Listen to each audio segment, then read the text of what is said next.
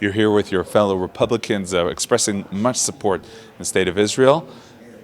Is the support still bipartisan? Absolutely. We must remain bipartisan, staunch, unequivocal allies of Israel. Israel is our greatest friend within the Middle East. We share so much. We work cooperatively on defense, on economic opportunities, and it must remain bipartisan. This is America's position. You do hear voices in Congress now who are for the BDS movement and who are anti-Israel.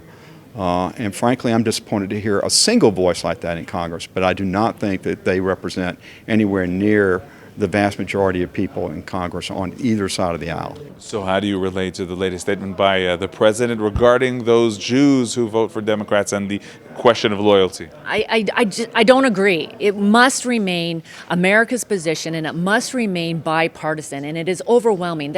It's a small number.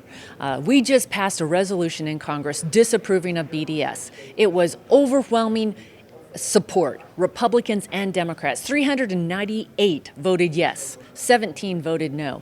And it is important that this remain America's position. I try and keep the politics out of this kind of an issue. I think it's not good for either side to politicize the relationship between the U.S.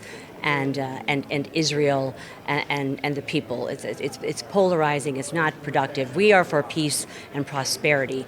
It is necessary, this relationship, from not just a trade and economic standpoint, but mostly from a safety and security standpoint, from a defense standpoint. So I try and keep the political rhetoric and the lightning rods out of this. I don't think it's helpful. I think what he was saying was that he felt they were being disloyal to Israel.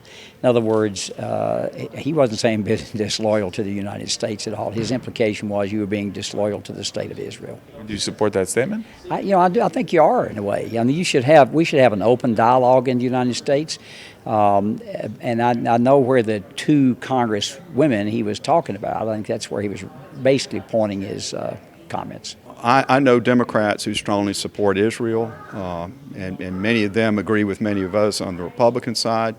But I do worry when you start hearing some of the rhetoric coming out of higher level Democrats that the Democratic Party is beginning to slide as a party, not as individual members of Congress, is beginning to slide more and more in the direction of the BDS movement. And I think that would be unfortunate.